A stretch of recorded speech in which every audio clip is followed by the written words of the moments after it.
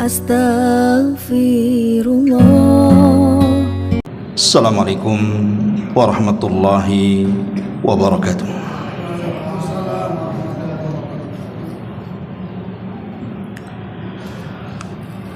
Alhamdulillah, alhamdulillahi rabbil alamin, wa bihi nasta'in ala umuri dunya waddin. Asyhadu an la ilaha illallah waliyus salihin, wa asyhadu anna Muhammadan abduhu wa rasuluh wa safiyuhu wa mukhtaruhu ala khalqihi wa khaliluh. Arsalahu Allahu rahmatan lil alamin. Amma ba'du. Ma'asyiral muslimin wal muslimat rahimakumullah. Alhamdulillah, di malam ini kita masih diberikan nikmat oleh Allah Subhanahu wa taala, terutama nikmat Islam, nikmat iman, dan nikmat bisa hadir di majlis ilmu. Tak lupa salawat dan juga salam kita hadiahkan kepada Rasul kita, Nabi besar Muhammad sallallahu alaihi wa ala alihi wasallam. Pembahasan di malam hari ini sedikit kita mengulas kembali tentang rahasia di balik suratul Balad. Ma'asyiral muslimin wal muslimat rahimani wa rahimakumullah. Suratul Balad artinya bercerita tentang sebuah negeri. Al-Balad itu artinya sebuah negeri. Apa yang dimaksud Al-Balad di sini? Negeri apa yang dikehendaki oleh Al-Quran dalam suratul Balad di sini? Maka para ulama mengatakan yang dimaksud suratul Balad, sebuah negeri, maksudnya adalah negeri yang sangat-sangat suci yang ada di permukaan bumi. Al-Makkatu Al-Mukarramah, negeri Mekah. Ma'asyiral muslimin yang dimuliakan Allah Subhanahu wa taala, tidak ada satu negeri yang lebih dicintai Rasul, bahkan dicintai Allah Subhanahu wa taala melebihi negeri Mekah. Sampai-sampai ketika Nabi sallallahu alaihi wasallam hijrah, kemudian Nabi sallallahu alaihi wasallam naik di atas ketinggian dan memandang negeri kelahirannya, Nabi sallallahu alaihi wasallam menangis. Kemudian Nabi SAW mengatakan, ma atyabuki min baladin wa ahabbuki ilayya walaula anna qaumi akhrajuni minki ma sakantu ghairaki. Alangkah indahnya dirimu wahai Mekah, dan alangkah kucintainya dirimu wahai Mekah, kalaulah bukan karena kaumku mengusir diriku, aku tidak mungkin bertempat tinggal di selain negerimu. Saking cintanya Nabi SAW terhadap negeri Mekah, berat hati dia meninggalkan negeri Mekah. Kalau bukan karena diusir, Rasul tidak mungkin keluar dari Mekah. Makanya Nabi SAW sejak lahir, kemudian menikah, diangkatnya menjadi Nabi dan Rasul, dan berdakwah selama 13 tahun, 53 tahun Rasul menetap di Mekah, dan hanya 10 tahun Rasul menetap di kota Madinah. Karena cintanya Rasul ke tanah kelahirannya, karena memang Mekah sendiri adalah negeri yang paling dicintai Allah Subhanahu wa taala. Bahkan negeri ini adalah negeri yang pertama di mana Allah Subhanahu wa taala diibadahi oleh manusia. Ketika Allah Subhanahu wa taala menurunkan Nabi Allah Adam dan juga Hawa, ada yang mengatakan Adam diturunkan di sebuah negeri namanya Sri Lanka di India sana. Kemudian Hawa diturunkan di Jeddah. Ketika itu turunlah sebuah batu dari sorga yang disebut dengan Hajar Aswad. Batu ini asalnya putih, bersih dan bercahaya, tapi karena dosa-dosa kesyirikan Bani Adam menjadi hitam. Makanya kemudian batu putih menghitam, akhirnya disebut dengan batu hitam atau Hajar Aswad. Tapi batu ini ketika diturunkan dari sorga kemudian diletakkan di Mekah, tiba-tiba keluar cahaya yang melesat ke langit. Dari situlah Hawa melihat cahaya dari Jeddah, dan Adam di Sri Lanka, India melihat cahaya dari Mekah. Akhirnya kedua manusia mulia ini terus mendekat kepada cahaya itu. Ketika sampai di Muzdalifah, artinya sudah dekat pertemuan itu, kemudian melaju sampai ke Arafah, maka keduanya kemudian dipertemukan oleh Allah Subhanahu wa taala di sebuah tempat yang disebut dengan Arafah. Makanya Arafah disebut Arafah karena Arafah itu artinya mengenal. Adam mengenal Hawa dan Hawa pun mengenal Adam. Disitulah perjumpaan Nabi Allah Adam dan Hawa. Dan di Arafah inilah Allah Subhanahu wa taala turunkan kalimat untuk diucapkan Adam sebagai bentuk taubat. Fatalaqqa Adamu mir rabbih kalimatin. Dan Allah Subhanahu wa taala menurunkan kalimat untuk dibaca Adam dan Hawa, dan kalimat ini adalah kalimat dalam rangka bentuk tobat keduanya akan dosa yang pernah dilakukannya di sorga. Apa kalimat itu? Rabbana zalamna anfusana wa illam taghfir lana wa tarhamna lanakunanna minal khasirin. Rabbana zalamna, ya Rabb kami telah menzalimi diri kami. Fa illam taghfir lana wa tarhamna, jika engkau tidak mengampuni dosa-dosa kami dan tidak memberikan kasih sayangmu kepada kami, maka kami termasuk orang-orang yang rugi. Ketika keduanya mengucapkan kalimat itu, fataba alaihi innahu huwat tawwabur rahim, Allah pun mengampuni dosa keduanya. Maka siapapun yang datang ke Arafah membawa segudang dosa, kemudian berdoa kepada Allah Subhanahu wa taala, Rabbana zalamna anfusana wa illam taghfir lana wa tarhamna lanakunanna minal khasirin, maka Allah akan ampuni semua dosanya. Makanya kemudian Arafah menjadi rukun vital dalam ibadah haji. Kata Nabi SAW, al-hajju Arafah, haji itu ditentukan di Arafah. Makanya orang yang haji kemudian tidak wukuf di Arafah, tidak sah hajinya. Dan siapa yang haji kemudian wukuf di Arafah dan dia minta supaya dosa-dosanya diampuni, maka Nabi SAW mengatakan, man hajjal baita falam yarfus walam yafsuq raja'a ka yaumin waladathu ummuh. Siapa yang berangkat haji, dia tidak mengucapkan kalimat kotor dan tidak berbuat fasik, maka pulang dari haji seperti anak yang baru dilahirkan alias tidak punya dosa.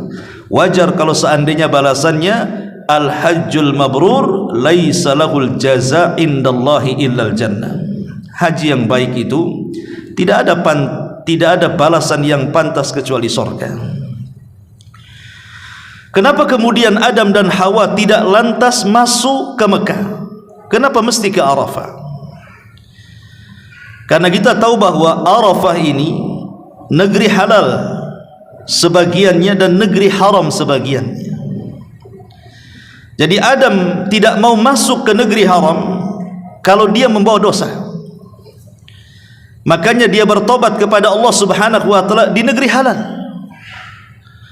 Baru setelah Allah Subhanahu wa taala ampuni dosa-dosanya dan tidak membawa dosa, baru Adam masuk ke negeri haram lewat Muzdalifah. Setelah Muzdalifah baru kemudian ke Mekah, dan Muzdalifah itu di negeri haram, Mina di negeri haram, kemudian juga Marwah di negeri haram, Safa di negeri haram, Zamzam di negeri haram, Maqam Ibrahim di negeri haram, Ka'bah di negeri haram. Ketika kemudian Adam masuk ke tanah haram, kemudian langsung menuju Ka'bah, di situ Adam melihat batu yang terpancar cahaya melesat ke langit. Disitulah Adam tawaf beribadah kepada Allah Subhanahu wa taala. Inilah ibadah pertama yang dilakukan manusia di atas muka bumi. Makanya Mekah menjadi tempat pertama Allah diibadahi. Ma'asyiral muslimin yang dimuliakan Allah Subhanahu wa taala, bahkan Mekah itu merupakan kiblat kaum muslimin satu dunia. Qad nara taqalluba wajhika fis sama' falanwalliyannaka kiblatan tardaha. Allah Subhanahu wa taala merintahkan Rasul untuk mengarahkan kiblatnya ke Baitullah Al-Haram setelah sebelumnya menghadap Baitul Maqdis. Dan sejak itu Ka'bah menjadi kiblat bagi umat Rasul sampai hari ini, bahkan sampai kiamat dibangkitkan. Tidak sah salatnya orang yang tidak menghadap kiblat. Karena itu bagian daripada syarat daripada sahnya salat, kecuali kalau dia tidak tahu kiblat. Ma'asyiral muslimin yang dimuliakan Allah Subhanahu wa taala, bahkan kalau orang kemudian masuk ke tanah haram, tidak mesti harus di Masjidil Haram, pokoknya di tanah haram dan tidak di tanah halal, maka siapapun yang salat di tanah haram, maka satu kali salat sama dengan 100.000 kali salat di tempat-tempat yang lainnya, walaupun dia salat dalam rumahnya. Makanya kalau kita lihat orang-orang yang antum yang pernah umroh, kadang-kadang ada orang salat depan hotel, kadang-kadang salat di jalan, dan begitu seterusnya gitu kan.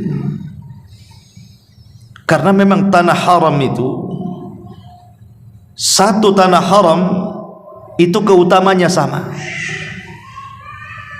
Adapun Masjidil Haram itu lebih dimuliakan dibandingkan tanah haram yang lainnya, karena di situ ada Ka'bah. Karena ada Ka'bah itulah makanya Masjidil Haram lebih mulia dibandingkan tanah haram yang lainnya. Ma'asyiral muslimin yang dimuliakan Allah Subhanahu wa taala, bahkan Allah Subhanahu wa taala menjanjikan keamanan setiap orang yang masuk ke tanah haram. Allah janjikan keamanan, aman secara hissi ataupun aman secara maknawi. Adapun secara hissi, maka Mekah senantiasa dijaga oleh Allah Azza wa Jalla. Dahulu pernah akan diserang oleh Abrahatul Asram dengan pasukan gajahnya, tapi Allah Subhanahu wa taala azab Abraha sehingga tidak sampai menginjakkan kaki dan bisa merobohkan Ka'bah. Bahkan di akhir zaman Dajjal saja tidak akan sanggup masuk ke Masjidil Haram, karena tanah haram dipagari oleh para malaikat. Ma'asyiral muslimin yang dimuliakan Allah Subhanahu wa taala, intinya bahwa Allah bersumpah dengan sebuah negeri, maksudnya negeri Mekah. Makanya Allah Subhanahu wa taala mengatakan la uqsimu bihadzal balad. Aku bersumpah dengan negeri Mekah. Ma'asyiral muslimin yang dimuliakan Allah Azza wa Jalla, sebelum kita bahas secara singkat ayat surah Al-Balad ini, kita akan petik asbab nuzulnya dulu. Dahulu di zaman Nabi SAW ada seorang musyrik namanya Al-Asad ibnul Aswad Al-Jumahi. Al-Asad ibnul Aswad Al-Jumahi, orang yang paling membenci Nabi, yang paling memusuhi Nabi.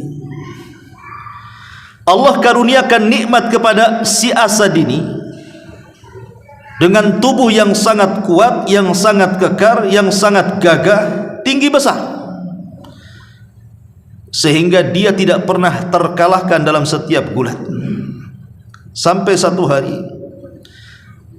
dia melakukan sayembara dengan menginjak lembaran kulit di kakinya.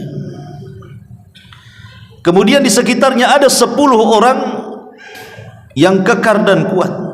Kata Al-Asad, siapa yang bisa mengambil kulit yang kuinjak ini, maka dia akan mendapatkan hadiah ini dan itu. Maka 10 orang ini bergerak menarik kulit yang diinjak oleh Al-Asad ini. Rupanya tidak bisa diambil, hanya robek di sekitarnya, tapi yang diinjaknya tidak bisa diambil. Padahal 10 orang itu. Saking kuatnya Al-Asad ibnul Aswad Al-Jumahi ini. Tapi sayang kekuatannya digunakan untuk memusuhi Rasul dan para sahabat. Bahkan bukan hanya kekuatan fisik yang Allah berikan kepada Al-Asad ibn Aswad ini, tapi juga Allah Subhanahu wa taala berikan harta banyak. Tetapi juga dengan hartanya dia infakkan dalam rangka untuk menjegal manusia-manusia yang hendak masuk ke dalam agama Nabi SAW. Dia gunakan kekuatan fisiknya untuk memusuhi Nabi, dan dia gunakan hartanya juga sama untuk menghalang-halangi manusia dari jalan Allah Subhanahu wa taala. Makanya Allah Subhanahu wa taala berfirman, ayahsabu allan yaqdira alaihi ahad yaqulu ahlaqtu malal lubada ayahsabu allam yarahu ahad. Apakah si Asad ibn Aswad ini Al-Jumahi mengira bahwa dia tidak ada sesuatu pun yang berkuasa atasnya? Maknanya apakah dia mengira kekuatan fisiknya tidak ada yang mengalahkan? Salah dia. Di atas langit ada langit. Ada juga yang mentafsirkan ayah sabu allan yaqdiru alaihi ahad, maknanya apakah si Asad ini tidak mengira bahwa hartanya tidak akan ditanya? Akan ditanya. Dari mana kau dapatkan harta itu? Kemana kau infakkan harta itu? Yaqulu ahlaqtu malal lubada, di mana dia mengatakan aku telah menghabiskan hartaku yang banyak. Untuk apa? Memusuhi Nabi. Apa manfaatnya? Harta yang dikeluarkan begitu banyak untuk memusuhi Nabi itu apa manfaatnya? Ayah sabu alam yarahu ahad, apakah dia mengira bahwa dia tidak ada satupun yang melihatnya?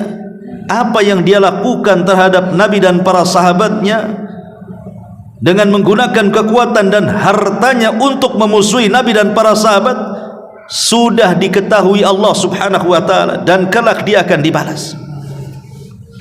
Dari sini ada faedah besar bahwa akan ada orang-orang yang dengan kekuatan pikirannya, fisiknya, hartanya dari zaman ke zaman memusuhi Nabi SAW dan Islam yang dibawanya. Makanya Allah Subhanahu wa taala berfirman, innal ladzina kafaru yunfikuna amwalahum liyasuddu an sabilillah. Sesungguhnya orang-orang kafir itu mereka menginfakkan harta-harta mereka dalam rangka untuk menjegal orang-orang yang hendak masuk ke jalan Allah Subhanahu wa taala. Dan itu banyak, lihat orang-orang misionaris atau orang-orang Nasrani yang mereka punya program untuk kristenisasi. Kita ingat dulu banyak kisah-kisah korban-korban bencana. Korban bencana gempa yang ada di Lombok atau yang ada di Aceh atau yang ada di Jogja dan tempat-tempat yang lainnya. Ketika orang-orang itu sudah tidak memiliki rumah, hartanya sudah kena musibah, mereka pun kelaparan dan perlu uluran tangan. Kemudian mereka tinggal di base camp hanya ala kadarnya, menunggu uluran tangan. Datang mereka membawa harta. Datang membawa harta untuk apa? Untuk memindahkan agama. Akhirnya terjadilah banyak pemurtatan di mana-mana kan. Karena dakwah orang-orang kafir itu dengan harta. Dakwah mereka itu dengan harta, mendekati orang-orang Islam yang lemah iman dan akidahnya, kemudian disodorkan harta, tergiur pindah agama. Betapa banyak orang-orang Islam dari wanita-wanita muslimah yang menikah dengan orang-orang di luar daripada Islam hanya karena melihat kekayaan, dia rela pindah agama. Na'udzubillahi min dzalik. Dan itulah programnya orang-orang kafir. Lah harusnya kaum muslimin juga bukan hanya sekedar jihad dengan lisan, tapi juga jihad dengan harta untuk membantu saudara kita supaya tidak pindah agama. Ini asbab nuzul yang pertama. Asbab nuzul yang kedua, di zaman Nabi SAW ada seorang sahabat namanya Al-Harith ibn Amir ibn Naufal. Jadi ayat ini turun kepada Al-Harith ibnu Amir ibnu Naufal. Dia masuk Islam. Tadinya musyrik, kemudian masuk Islam. Tetapi karena kemudian imannya masih kurang, masih lemah, dia terkena jinayat, kriminal bahasa kitanya, dan dia harus bayar kafarah karena jinayatnya itu. Akhirnya hartanya habis untuk membayar kafarah jinayah, kafarah kriminalnya. Maka dia habiskan hartanya untuk membayar kafarah itu semua, sehingga dia jadi bangkrut. Setelah itu dia menyesal dan mengatakan, yaqulu ahlaktu malan lubada. Dia mengatakan, aku telah menghabiskan hartaku semuanya, katanya, hanya untuk membayar kafarah, membayar diat. Ya. Dia menyesal. Dia menyesal masuk Islam karena dia habiskan hartanya hanya untuk membayar kafarah jinayah. Na'udzubillah thumma na'udzubillah. Ma'asyiral muslimin yang dimuliakan Allah Azza wa Jalla, artinya ada orang-orang Islam yang mereka berbuat baik kemudian setelah itu menyesal. Ada umat Islam itu yang setelah berinfak dia menyesal, kenapa saya infakkan? Coba kalau saya tidak infak, mungkin saya tidak akan rugi. Ada orang yang menganggap rugi ketika dia menginfakkan hartanya, dan itu terjadi di masyarakat kita. Berarti dia infaknya itu karena riya, bukan karena Allah subhanahu wa ta'ala. Karena orang riya itu kalau kurang pujian maka dia akan sesak dadanya, bahkan akan menyesali ibadahnya. Tapi kalau penuh pujiannya maka dia merasa puas.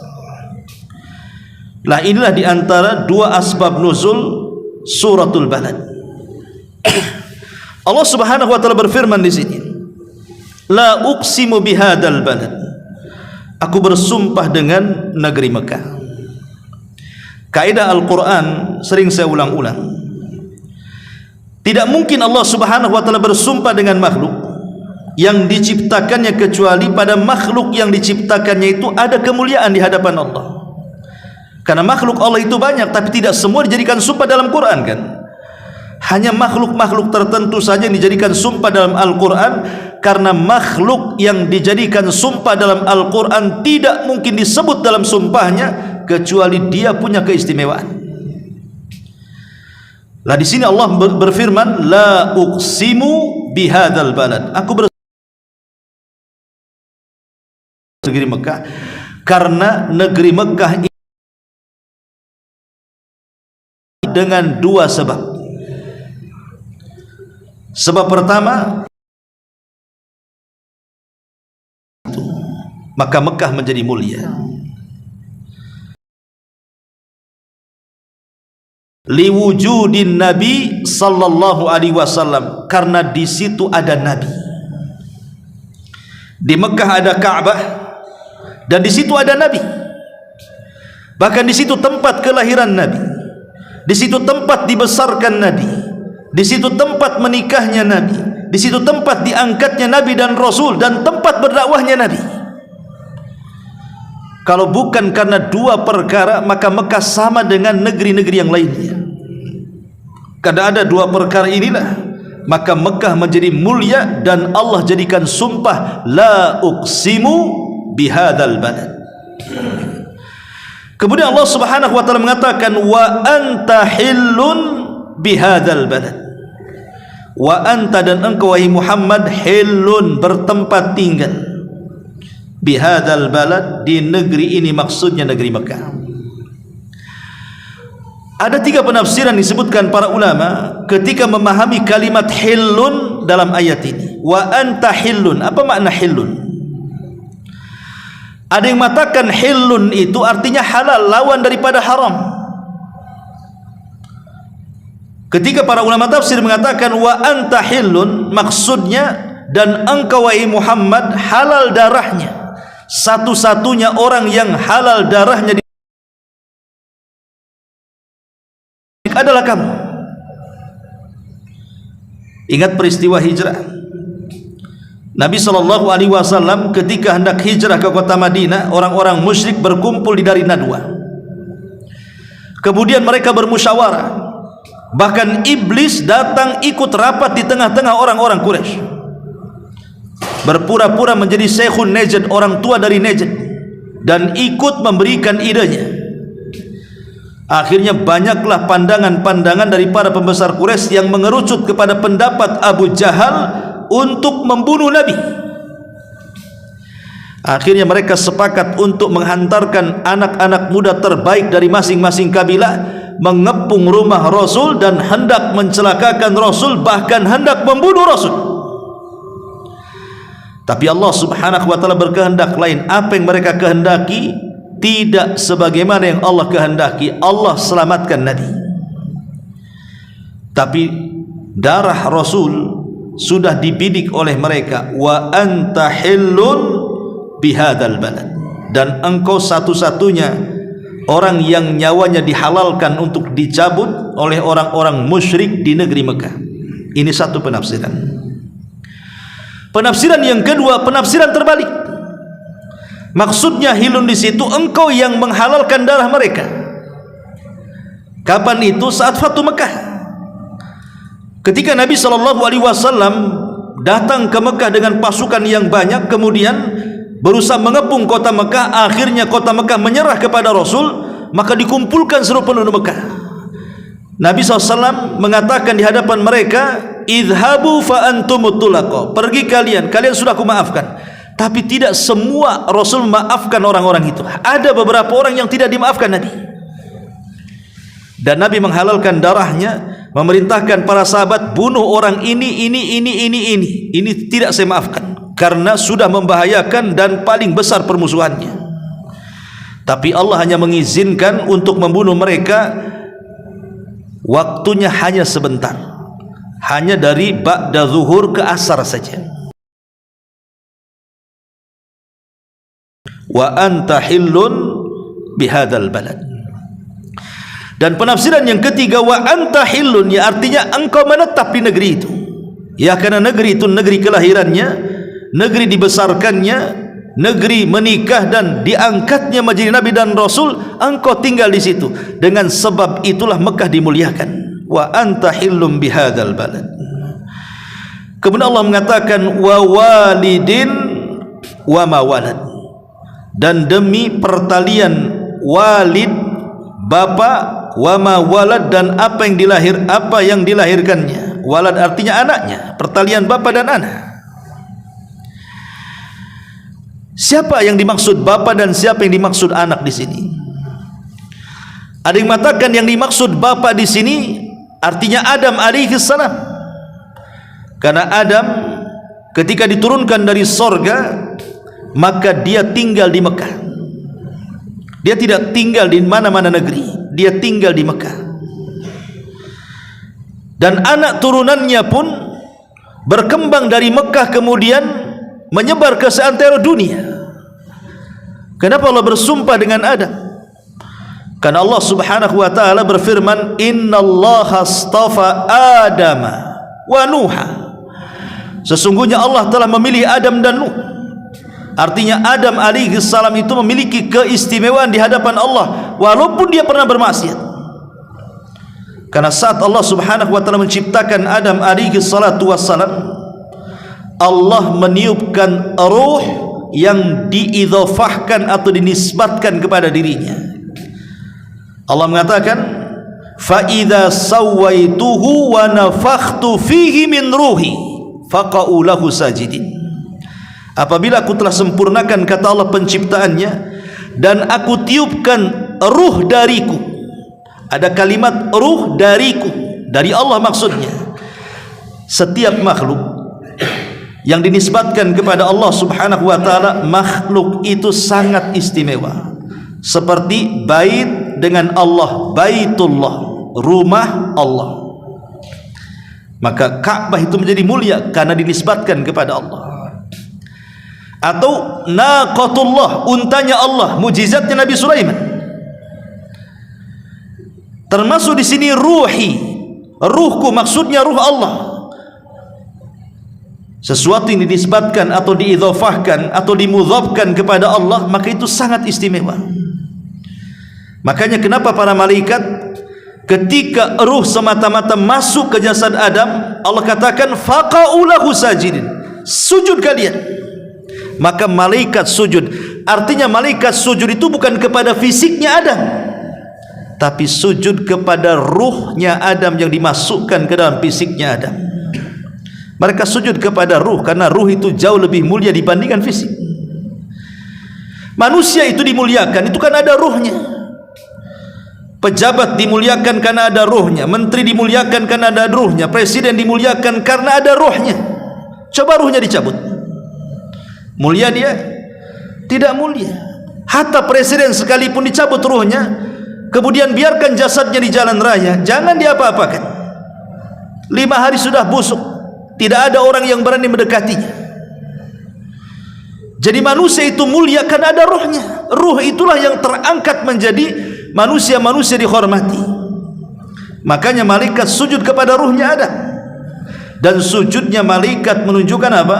Bahwa Adam jauh lebih istimewa dibandingkan para malaikat. Tapi sujud di sini bukan sujud ibadah, tapi sujud penghormatan.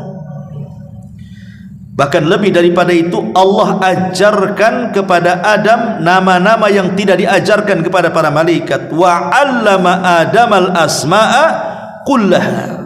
Allah ajarkan nama-nama atau bahasa-bahasa. Ini bulan, ini bintang, ini bumi, ini gunung, ini pepohonan ini pepohonan itu, dan lain sebagainya. Bahkan ada yang mentafsirkan kalimat wa 'allamal asma'a wa 'allama Adama asma'a kullaha, artinya Allah ajarkan Adam bahasa yang akan diucapkan seluruh keturunannya. Coba kita hitung bahasa di negeri kita saja berapa. Ada bahasa Sunda, bahasa Padang, bahasa Alor, bahasa Melayu, macam-macam bahasa. Artinya kalau Adam hidup di zaman sekarang, dia safar ke Bandung maka dia bahasa Sunda. Dia safar ke Padang maka dia akan berdialek bahasa Minang. Dia safar ke mana? Ke Alor sana pakai bahasa Alor juga. Dia safar ke tanah Melayu pakai bahasa Melayu. Dia safar ke Singapura pakai bahasa Inggris, bahasa Cina bisa dia. Karena Adam diajarkan seluruh bahasa yang akan diucapkan oleh kaumnya, oleh seluruh keturunannya. Itu maknanya wa 'allamal asma wa 'allama Adama asma'a kullaha. Allah ajarkan semua nama-nama, semua bahasa, dan itu tidak diajarkan kepada para malaikat. Dan dari sini kita tahu bahwa Adam dimuliakan dari kalangan malaikat itu karena ilmunya, ilmu pengetahuan yang Allah ajarkan, yang Allah tidak ajarkan kepada para malaikat. Sehingga ilmulah yang menjadikan seseorang terangkat derajatnya. Yarfa'illahu alladhina amanu minkum walladzina utul ilma darajat. Allah angkat derajat orang-orang yang beriman di antara kalian dan derajat orang-orang yang berilmu di antara kalian beberapa derajat. Ilmulah yang mengangkat derajat kita. Karena ilmu wasilatun ala kulli fadilah, wasilah untuk mendapatkan banyak keistimewaan. Tidak cukup sampai di situ. Bahkan Adam diciptakan langsung dengan tangan Allah Subhanahu wa taala, tidak menggunakan kun fayakun. Allah bentuk dengan tangannya. Karena Adam dibentuk dengan tangan Allah Subhanahu wa taala, makanya Adam menjadi makhluk yang paling indah dari seluruh ciptaan Allah. Sampai Allah mengatakan laqad khalaqnal insana fi ahsani taqwim. Dan kami telah ciptakan manusia itu dalam bentuk terbaik, di mana bentuk manusia jauh lebih baik dibandingkan bentuk jin dan syaitan, bahkan dibandingkan bentuk para malaikat. Maka bentuk manusia itu bentuk yang aneh, yang indah, dan tidak ada bentuk melebihi keindahan bentuk manusia. Makanya kita tidak boleh mencela fisik manusia, nggak boleh.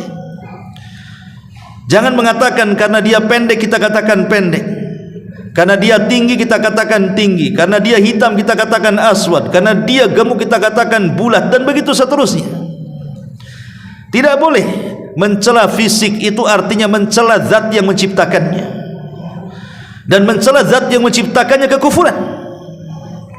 Tidak boleh kita ini bullying istilahnya dengan cara mencela fisik orang, karena fisik orang itu yang menciptakan Allah. Kita tidak bisa menciptakan fisik, hanya Allah yang bisa menciptakannya. Maka mencela fisik orang sama dengan mencela yang menciptakannya. Na'udzubillah. Ma'asyiral muslimin yang dimuliakan Allah Subhanahu wa taala. Wa walidin wa ma walad. Wa ma walad artinya pertalian anak, turunan Adam alaihi salatu wasallam lah kita-kita ini. Kenapa kita-kita ini dijadikan sumpah dalam Quran? Karena manusia itu turunan Adam memiliki kemuliaan dibandingkan makhluk yang lainnya. Allah mengatakan wa karramna bani Adam, kami muliakan anak Adam. Manusia itu bisa lebih mulia di antara para malaikat atau di atasnya para malaikat, tapi manusia juga bisa lebih hina di bawah binatang ternak.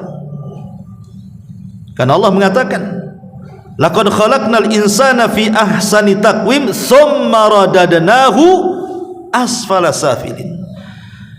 Ada manusia itu yang diciptakan ahsani taqwim, tapi ada yang radadna, kami rendahkan serendah-rendahnya. Ulaika kal an'am bal hum adhal. Sebagian mereka ada yang seperti binatang ternak atau mungkin di bawahnya. Malaikat, mereka diberikan oleh Allah Subhanahu wa taala akal, tapi tidak diberikan hawa nafsu. Makanya mereka itu terus beribadah dan tidak pernah maksiat. Sementara binatang tidak diberikan akal, tapi ditanamkan hawa nafsu, sehingga binatang tidak kenal kecuali maksiat. Menerkam kawannya, memperkosa kawannya, menghantam kawannya, mencuri makanan kawannya, dan begitu seterusnya. Lah ketika manusia ini kemudian berusaha untuk menggunakan akalnya dan menekan hawa nafsunya, dan dia bisa beribadah layaknya para malaikat, maka dia lebih tinggi dibandingkan para malaikat. Kenapa? Karena malaikat tak maksiat, wajar tidak ada hawa nafsu. Tapi kalau manusia justru kemudian mengikuti hawa nafsunya dan dihilangkan pula akalnya, sehingga dia pun seperti binatang, maka hakikatnya dia lebih rendah dibandingkan binatang. Ya, binatang melakukan seperti itu karena tidak punya akal. Kalau kita punya akal kok seperti binatang, makanya lebih rendah dibandingkan binatang.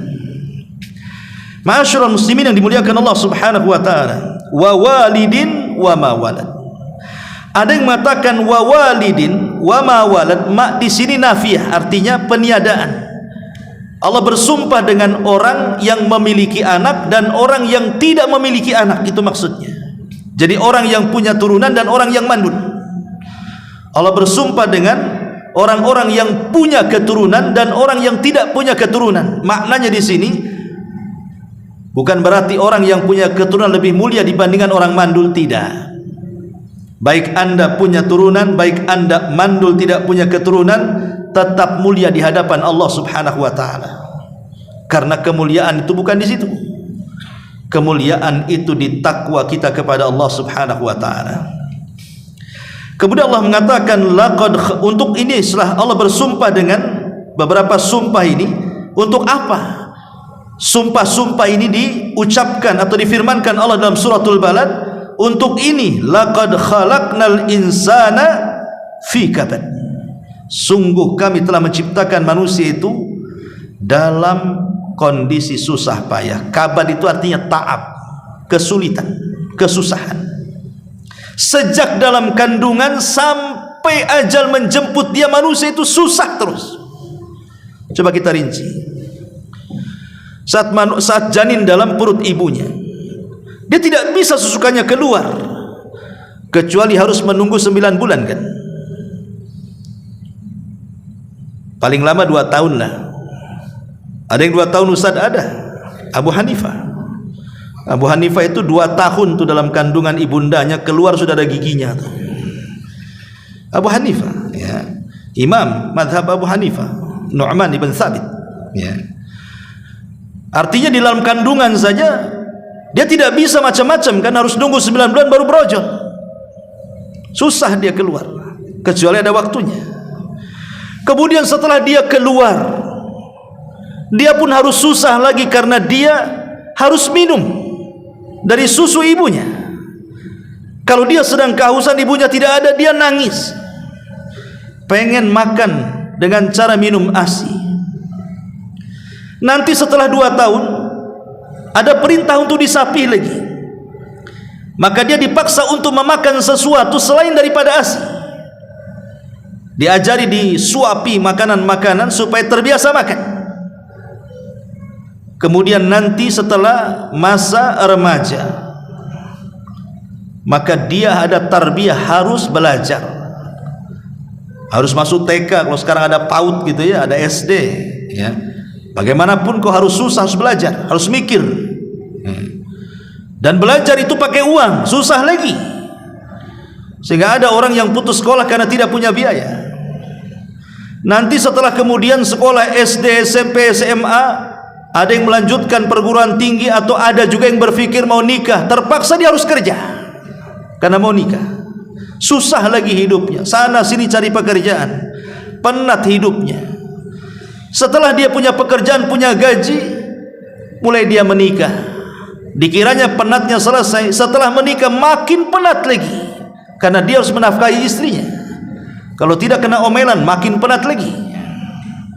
Setelah kemudian punya anak, bebannya tambah lagi. Bukan hanya menafkahi istrinya, stres pula dengan anaknya. Apalagi anaknya sudah besar, harus sekolah. Apalagi anaknya 3, 4, 5, makin stres. Lemas lagi dia, ta'ab lagi, kabad lagi, susah lagi. Nanti setelah kemudian anak-anaknya pengen nikah, sudah besar, ketika punya cucu, mulai dia tua, kabad lagi, banyak pula penyakit menyerang dia, mulai dari encoknya, rematiknya, asam uratnya, darah tingginya, kolesterolnya, sebutkanlah penyakitnya, antum paling paham. Nanti setelah banyak pula penyakit, ta'ab, bolak-balik masuk rumah sakit. Belum lagi masalah-masalah yang lainnya yang membuat dia stres, yang membuat dia bingung, yang membuat dia sedih. Itulah ta'ab, artinya manusia tidak mungkin lepas daripada kabad. Kabad itu ta'ab, lemah, lelah, letih otaknya berpikir. Kadang ditimpa musibah oleh Allah Subhanahu wa taala, hilangnya orang-orang yang dicintainya, mulailah dia sedih, stres. Terkadang dia memikirkan sesuatu yang belum pernah terjadi, macam mana nasib anak-anaknya, mulailah dia bingung. Kemudian dia mikir penyakit yang diobati ke sana kemari tidak sembuh-sembuh, mulai dia stres. Ma'asyiral muslimin yang dimuliakan Allah Azza wa Jalla, manusia itu sepanjang hidup, mulai dari dalam perut sampai dia mati, fi kabad. Laqad khalaqnal insana fi kabad, akan terus kabad. Ya, karena dunia itu darul bala wa laysa darun ni'am. Dunia ini tempatnya kabad, tempatnya orang stres. Ma'asyiral muslimin yang dimuliakan Allah Subhanahu wa taala, laqad khalaqnal insana fi kabad. Ayahsabu allan yaqdir alaihi ahad. Apakah manusia itu mengira bahwa tidak ada sesuatu pun yang berkuasa atasnya? Yaqulu ahlaktu malan lubada. Dia mengira aku telah menghabiskan hartaku yang banyak. Ayah sabu alam yarahu ahad. Apakah dia mengira bahwa tidak ada siapapun yang melihat dia? Tadi saya sudah sebutkan di mukaddimah, 3 ayat ini menjadi asbab nuzul surah Al-Balad. Pertama turun kepada Asad ibnul Aswad al-Jumahi, dan yang kedua turun kepada Al-Haris ibn Naufal, Al-Haris ibn Amir ibn Naufal. Adapun Al-Asad merasa bangga dengan kekayaannya, sehingga dengan hartanya dia bisa menjegal dakwah Nabi dan mengatakan ahlaktu mala lubada, aku sudah habiskan semua hartaku, katanya. Dan dengan tenaganya dia pun berusaha untuk menyiksa para sahabat, dan Allah mengatakan ayahsabu allan yaqdiru alaihi ahad. Apakah dia mengira bahwa tidak ada sesuatu pun yang berkuasa atasnya? Ada. Allah akan menyiksanya kelak pada hari kiamat. Kau sudah menyiksa orang, Allah siksa lagi engkau nanti pada akhirat. Ada juga yang mengatakan bahwa yang dimaksud ayahsabu allan yaqdiru alaihi ahad artinya, apakah manusia mengira bahwa harta yang diinfakkan tidak akan ditanya? Akan ditanya.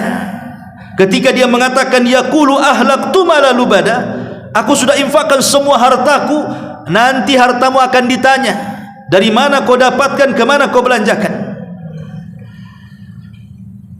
Ayahsabu allam yarahu ahad. Ataupun kalau turun kepada Al-Haris ibn Amir ibn Naufal, ketika dia mengatakan ahlaktu mala lubada, aku sudah habiskan hartaku untuk membayar kafarah, kemudian dia menyesal masuk Islam, maka Allah mengatakan apakah dia mengira bahwa tidak ada satu apapun yang melihatnya? Ingat bahwa apa yang kita lakukan di dunia ini ada yang melihatnya, baik manusia yang melihatnya ataupun Allah yang melihatnya. Ma'asyiral muslimin, makanya Allah mengatakan alam naj'al lahu ainain. Allah ingatkan dengan nikmat di sini. Bukankah kami telah menjadikan dirimu sepasang mata, walisanan wa syafatain, lidah dan sepasang bibir, wahadainahun najdain, dan kami telah tunjukkan kepadamu nilo jalan baik, nilo jalan yang buruk. Ma'asyiral muslimin, Allah Subhanahu wa taala berfirman dalam Al-Qur'an, Allahu akhrajakum min butuni ummahatikum la ta'lamuna syai'a. Allah keluarkan dari perut ibu kalian, kalian itu tidak mengetahui apapun. Jangankan ilmu pengetahuan, mata saja tengok bayi yang baru brojol itu, dia tidak melihat. Dia belum bisa mendengar, belum bisa bicara, belum ada kekuatan, apalagi berpikir cari uang. Bayi tidak punya pengetahuan, baru setelah hari demi hari lewat, mulailah matanya memandang warna. Akhirnya semakin hari semakin jelas, lama-lama tampaklah pandangan dia. Telinga juga sama demikian, lama-lama mendengar, akhirnya pas pula pendengarannya. Kemudian bicaranya, latihan bicara, akhirnya bisa bicara. Kemudian otaknya berfungsi, kemudian berpikir, kemudian diberikan tenaga. Akhirnya dengan itu semua wasilah dia menjadi orang cerdas. Dengan kedua mata, kedua telinga, bibir, otak, disitulah dia punya kecerdasan. Akhirnya yang satu jadi pilot, yang satu jadi profesor, yang satu jadi dosen, yang satu jadi pengusaha, yang satu ini, dan begitu seterusnya. Di sini Allah Subhanahu wa taala mengatakan, itu semua pemberian Allah. Ketika tiba-tiba engkau diberikan harta yang banyak, hei Al-Asad, itu pemberian Allah. Kenapa engkau habiskan harta itu untuk memusuhi Nabi? Itu pemberian Allah. Ataupun Al-Haris, ketika engkau kemudian merasa rugi masuk Islam karena habis hartanya untuk bayar diat, hartamu bukan hartamu, hartamu itu milik Allah. Kenapa kau menyesal? Ma'asyiral muslimin yang dimuliakan Allah Subhanahu wa taala, makanya Allah mengatakan falak tahamal aqabah wa ma adraka mal aqabah.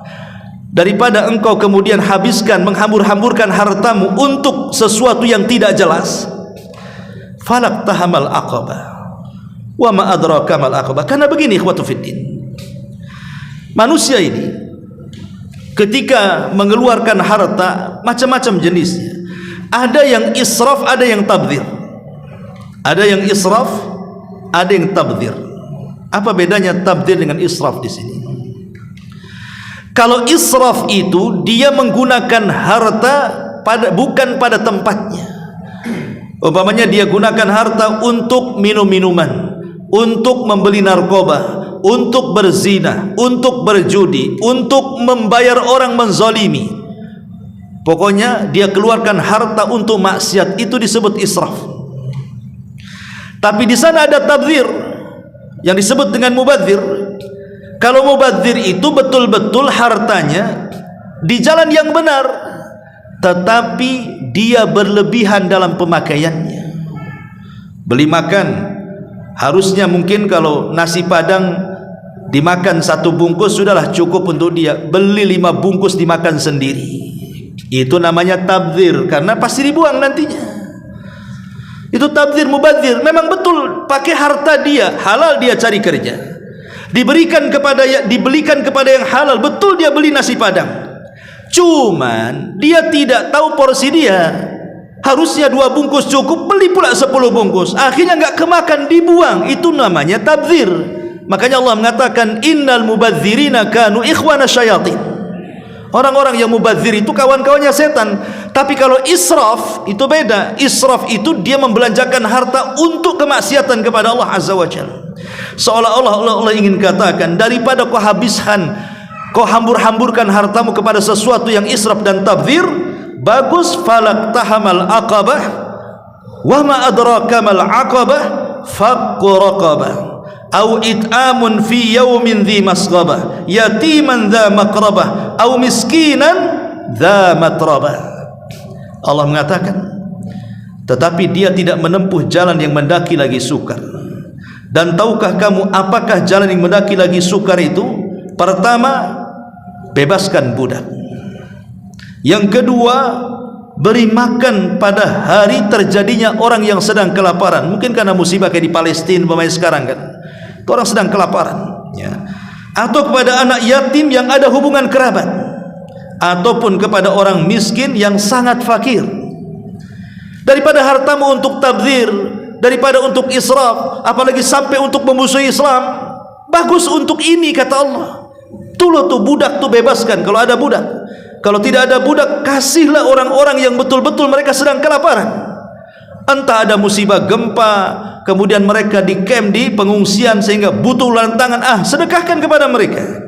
Atau kepada anak-anak yatim, kemudian miskin. Kenapa Allah dahulukan yatim kemudian miskin? Karena orang miskin ini rata-rata sudah dewasa. Walaupun kelaparan dia bisa menahan diri. Tapi yatim ini anak kecil, karena yatim ini hanya 2 tahun saja. Diambil, kemudian setelah balik dia tidak yatim lagi. Karena proses yatim itu minimalnya diambil 2 tahun, ada yang mengatakan 1 tahun, kemudian diakhiri dengan masa balik. Setelah balik bukan yatim lagi. Karena Rasul mengatakan la aitama ba'dal bulugh, tidak dikatakan yatim setelah balik. Artinya kalau seandainya anak-anak bayi ini tidak diutamakan dibandingkan orang miskin, anak bayi ini tidak bisa mencari nafkah. Makanya Allah dahulukan yatim, karena mereka anak-anak. Baru kemudian au miskinan dza matraba.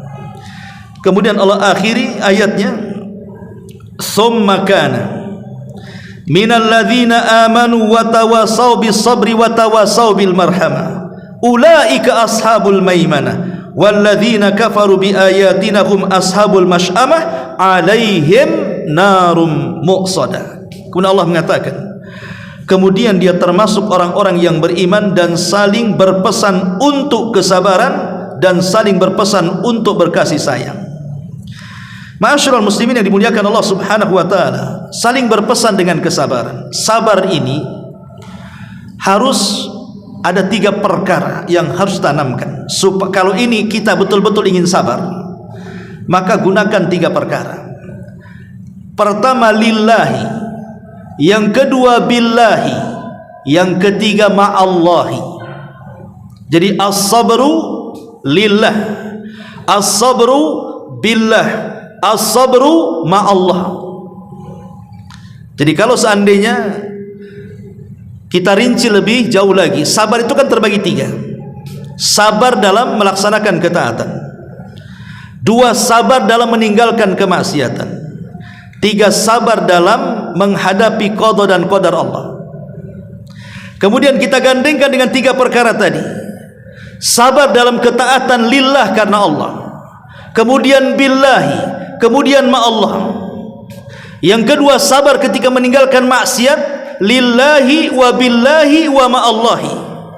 Kemudian sabar ketika menghadapi qada dan qadar lillahi wa billahi wa ma'allahi. Apa maknanya?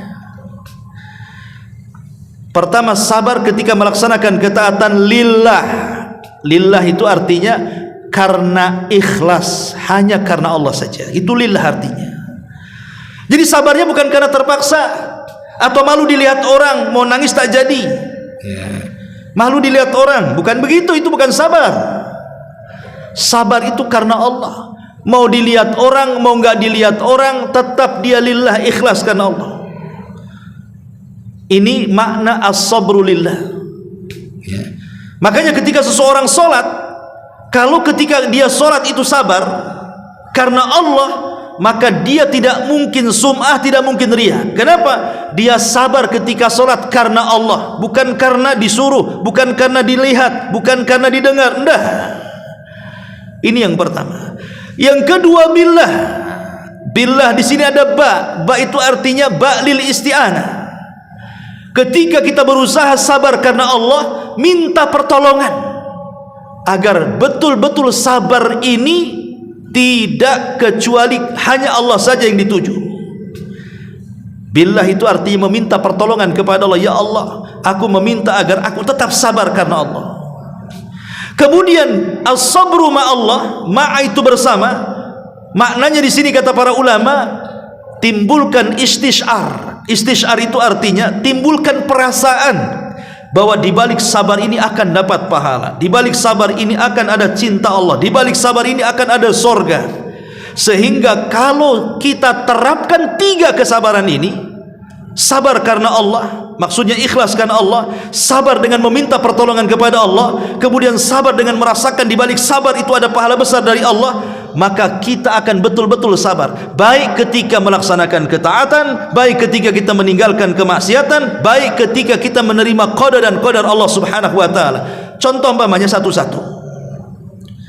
Saat kita meninggalkan maksiat, ketika ada orang berjudi, saya tidak berjudi. Ketika ada orang berzina, saya tidak berzina. Ketika ada orang bergibah, saya tidak akan bergibah. Saya sabar, lisan saya tidak akan bergibah karena Allah. Bukan karena tidak ada bahan untuk ngomong, tapi karena Allah. Ya. Kemudian minta pertolongan, ya Allah, lisan saya jaga, ya Allah, sabarkan, jangan gibah. Kemudian kita pikirkan, kalau betul-betul saya sabar menjaga lisan, ingat keutamaan orang-orang yang menjaga lisan. Di situ ada pahala besar. Kalau kita ingat 3 perkara dan kesabaran dalam ketaatan, insyaallah, atau dalam meninggalkan kemaksiatan, insyaallah kita betul-betul akan jadi orang sabar. Atau dalam menghadapi qada dan qadar, umpamanya ada orang ditimpa penyakit, dia berusaha sabar. Jangan sampai tasakhut mengucapkan kalimat-kalimat yang akhirnya menghabiskan semua pahala dan menimbulkan dosa. Karena kalimat ini, ikhwatu fiddin, ini bahaya. Contoh sedekah. Sedekah ini baik kan? Umpamanya Anda datang ke masjid ngasih uang untuk pembangunan, baik tidak? Baik. Yang tidak baik itu ucapan setelah sedekah. Yang tidak baik itu bukan sedekahnya, tapi ucapan setelah sedekahnya. Mulai ngomong, itu aku yang infak tuh aku tuh. Ataupun sakit hati, buat apa aku nyumbang kalau aku disakiti? Atau mamanya ngomong ke orang lain, gak usah nyumbang sama dia. Ucapan dia itu yang masalah, bukan sedekahnya. Sedekahnya dapat pahala, ketika dia bersedekah dapat pahala, tapi pahala ini bisa tercabut gara-gara ucapan setelah sedekah. Maka yang harus dijaga bukan sedekahnya, ucapan setelah sedekahnya itu yang harus dijaga. Lah maka sama juga seseorang ketika terkena penyakit, kemudian dia sabar, maka letakkan penyakit ini lillah karena Allah. Saya bersabar, ya Allah, saya terima penyakit, saya yakin datang dari Allah. Yang kedua, ya Allah minta pertolongan agar saya jangan sampai putus asa dalam menghadapi penyakit ini. Kemudian kita berpikir bahwa kalau bisa sabar, bukankah orang yang sabar ketika menghadapi musibah dosanya akan luntur, kemudian akan diangkat derajatnya, kemudian macam-macam. Terpikir ke situ. Lah kalau kita berpikir ke situ, insyaallah itu bisa menguatkan kesabaran. Wa tawasau bis sabri wa tawasau bil marham, dan saling berwasiat untuk berkasih sayang. Dan tentu kasih sayang yang pertama kali adalah kasih sayang kita kepada orang tua. Itu yang paling pertama. Baru setelah itu kepada kerabat, baru setelah itu kepada anak-anak yatim, kepada fakir miskin, dan begitu seterusnya. Ulaika ashabul maimanah. Merekalah ashabul maimanah. Maimanah di sini diambil dari kata-kata yumna, bukan kelompok kanan, kelompok kiri, bukan itu.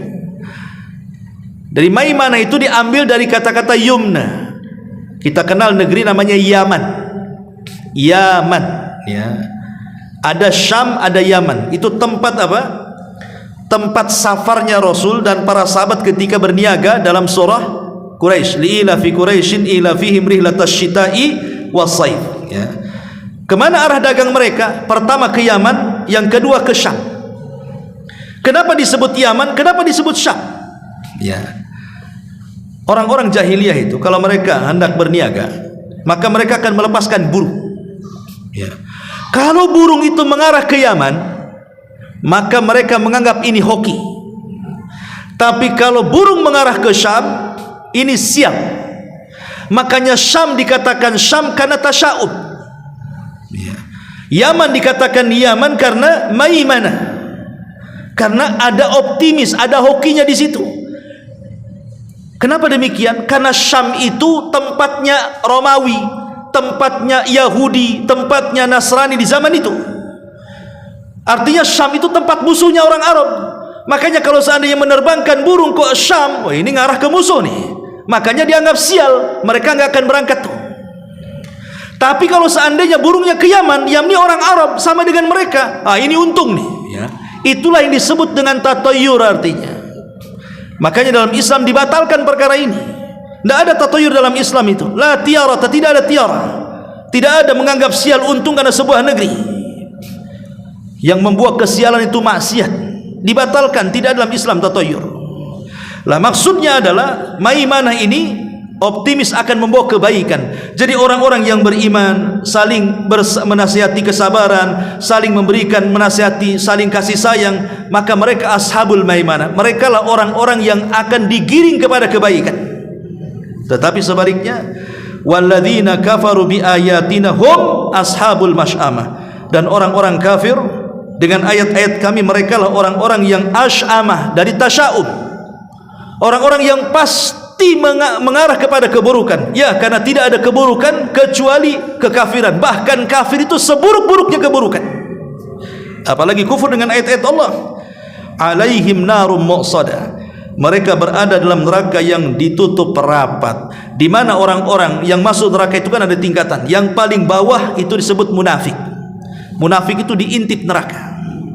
Kemudian di atasnya sedikit orang-orang murtad. Kemudian di atasnya sedikit orang-orang kafir asli, ya Yahudi, ya Nasrani, orang-orang musyrik kan itu. Kemudian di atasnya sedikit orang yang beriman, yang ahli maksiat yang masuk neraka. Itulah tingkatan-tingkatan neraka. Jadi munafik itu paling rendah. Baru di atasnya sedikit orang murtad. Kenapa orang murtad lebih rendah dibandingkan orang kafir asli Yahudi Nasrani? Karena dia pernah Islam kemudian keluar dari Islam. Kalau orang kafir tidak pernah Islam, makanya dia atas kekafiran kan. Tapi orang murtad itu pernah dapat hidayah, dia memilih kesesatan, makanya diletakkan kemudian di bawah orang kafir asli. Ma'asyiral muslimin yang dimuliakan Allah Azza wa Jalla, makanya Allah mengatakan di sini alaihim narun mu'sadah. Ya wallahu alam, ini di antara tafsir singkat dari suratul Balad. Subhanakallahumma bihamdika asyhadu an la ilaha illa anta astaghfiruka wa atubu ilaik. Allahu taala alam. Assalamualaikum warahmatullahi wabarakatuh.